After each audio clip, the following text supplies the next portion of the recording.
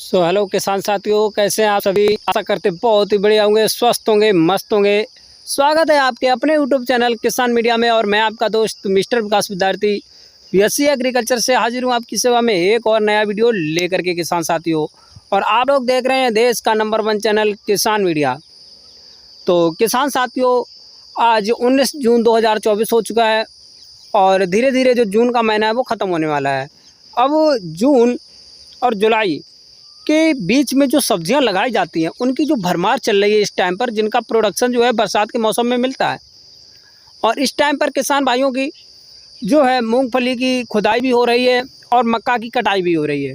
जैसे कि उनके जो खेत हैं वो खाली हो रहे हैं, तो इस टाइम पर किसान भाई ये सोच रहे हैं कि मैं कौन सी सब्ज़ी लगा करके बहुत ही कम समय में एक अच्छा खासा मुनाफा ले सकें और लाखों रुपये का इनकम ले सकें।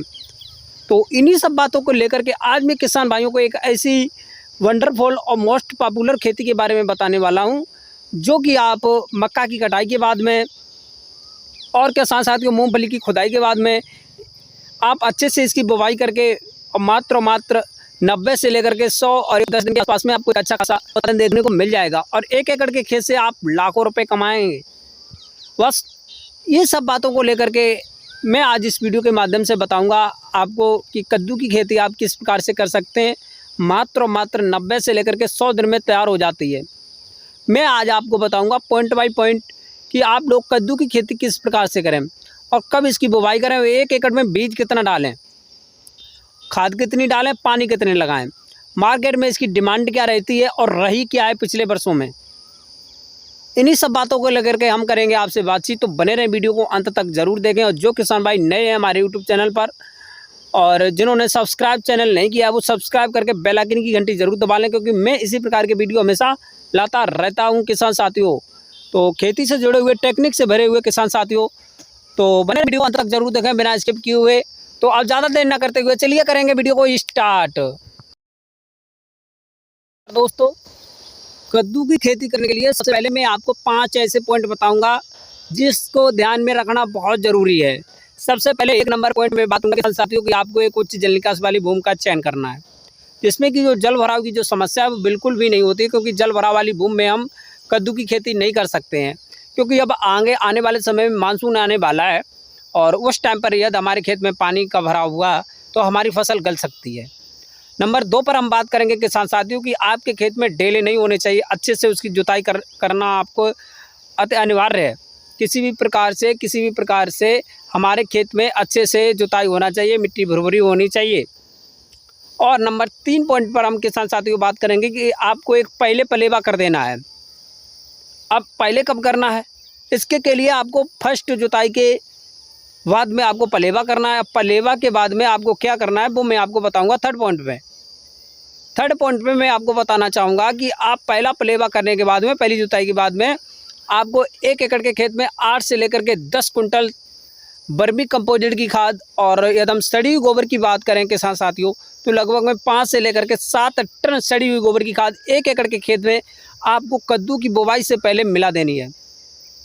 और किसान साथियों यदि हम नाइट्रोजन की बात करें तो लगभग में आपको 45 से लेकर के 50 किलोग्राम, और फास्फोरस की बात करें किसान साथियों तो लगभग में 30 से लेकर के 35 किलोग्राम, और किसान साथियों यदि हम उसमें पोटास की बात करें तो लगभग में आपको 40 से लेकर के 45 किलोग्राम पोटास डालनी है। और ये सब जो खादों की जो मात्रा है किसान साथियों आप अपने हिसाब से घटा बढ़ा सकते हैं। यदि आपके खेत पहले से अच्छा खासा प्रोडक्शन दे रहा है तो आप थोड़ा घटा सकते हैं और बढ़ा भी सकते हैं। ये कोई मिनिमम है, कम से कम और ज़्यादा से ज़्यादा आप लोग डाल सकते हैं अपने खेत के हिसाब से किसान साथियों। फिर उसके बाद में ये तो हो गया नंबर 4 पॉइंट तक। अब मैं 5वें पॉइंट में आपको बताने वाला हूँ कि आप जो कद्दू की बुवाई के लिए आपको सबसे पहले खेत में इतनी सब चीज़ें डाल के अच्छे से आप जुताई करा देंगे। जुताई के बाद में यदि आपके खेत में मॉइस्चर है लगभग में 15 से 20% और यदि नहीं है तो आप बुवाई कर दें, यदि नहीं है तो आप एक पलेवा और कर सकते हैं हल्का हल्का, क्योंकि हमारा जो कद्दू का जो बीज है वो जमने में थोड़ा टाइम लेता है, तो इसीलिए हमारे खेत में नमी का होना अति अनिवार्य है किसान साथियों। फिर उसके बाद में आप एक पलेवा और कर सकते हैं हल्का हल्का, और ये सब करने के बाद में आपको 1 एकड़ के लिए लगभग में 1 से लेकर के 1.25 किलो बीज का पर्याप्त मात्रा में रहता है। हाइब्रिड बीज जो होता है वो थोड़ा कम लगता है और देसी बीज जो होता है वो ज़्यादा लगता है। फिर उसके बाद में आपको हाइब्रिड वैरायटियों का चयन करना है। अब हाइब्रिड वैरायटियाँ कौन कौन सी चयन करेंगे वो मैं बताऊँगा अपने इस वीडियो के माध्यम से। तो चलिए किसान साथियों, हाइब्रिड वैरायटियाँ बताएंगे टॉप से टॉप। तो किसान साथियों, अब हाइब्रिड वैरायटियों में ये जो मैंने सबसे पहले रखा है BNR कंपनी की P4।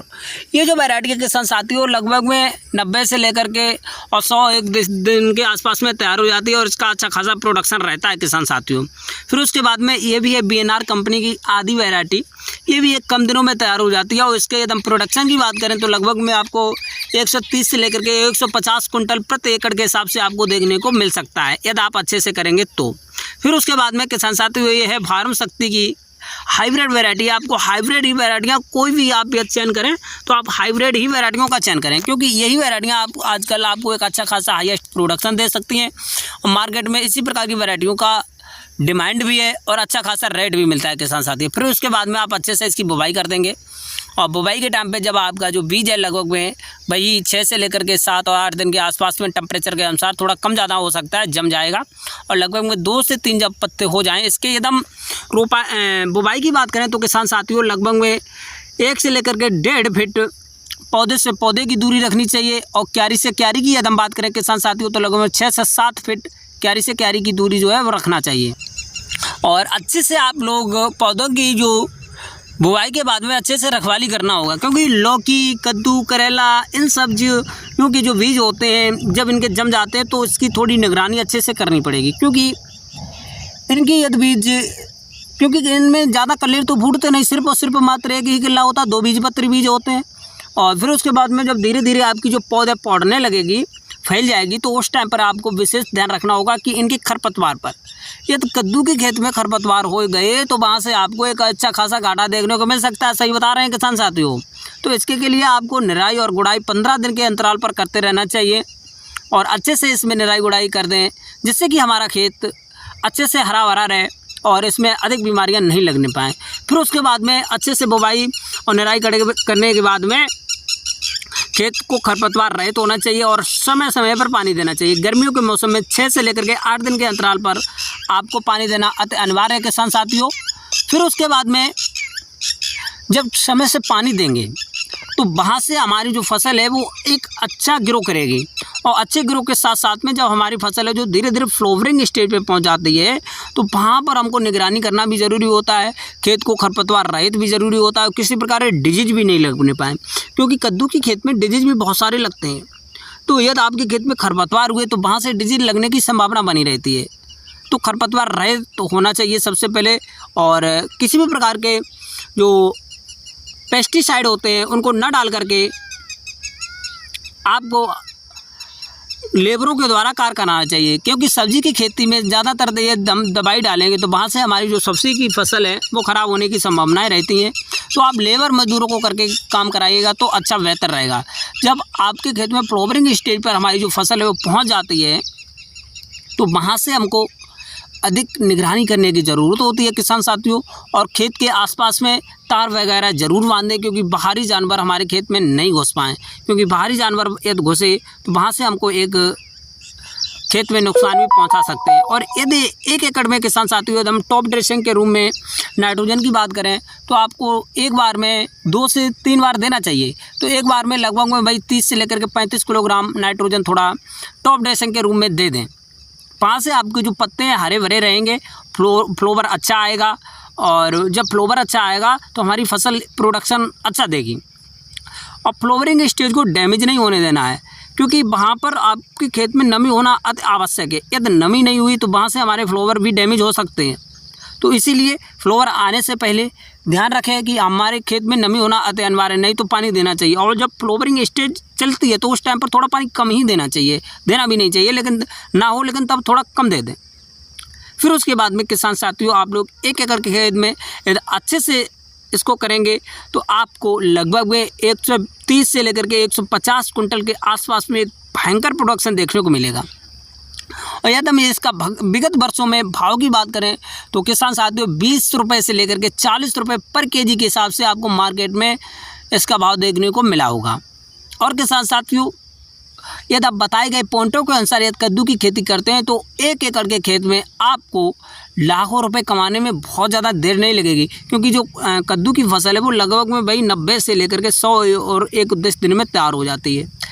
और फिर उसके बाद में आप लोगों को एक अच्छा खासा प्रोडक्शन मिलने लगता है, जिसकी मार्केट में एक अच्छी खासी डिमांड भी रहती है। तो किसान साथियों, 1 एकड़ के खेत में एकदम बहुत ज़्यादा इसमें लागत की बात करें तो किसान साथियों ज़्यादा से ज़्यादा 10 से लेकर के 15,000 रुपये में 1 एकड़ खेत में कद्दू की जो फसल है वो तैयार हो जाती है, क्योंकि इसमें बीज का ही थोड़ा खर्चा होता है। बीज थोड़ा महंगा मिलता है और बहुत ज़्यादा ऑक्सीजन, नाइट्रोजन, फास्फोरस, पोटास बहुत ज़्यादा देने की ज़रूरत होती नहीं है किसान साथियों। बस इसमें थोड़ी मेहनत ज़्यादा लगती है, निगरानी करनी पड़ेगी, थोड़े मजदूरी वर्क ज़्यादा लगेगा और फिलहाल और कुछ इसमें ज़्यादा लगता नहीं है। आपको एक हाईएस्ट प्रोडक्शन देखने को मिल जाता है। और इसी प्रकार के वीडियो देखने के लिए हमारे यूट्यूब चैनल को लाइक, कमेंट, शेयर, सब्सक्राइब जरूर करें। थैंक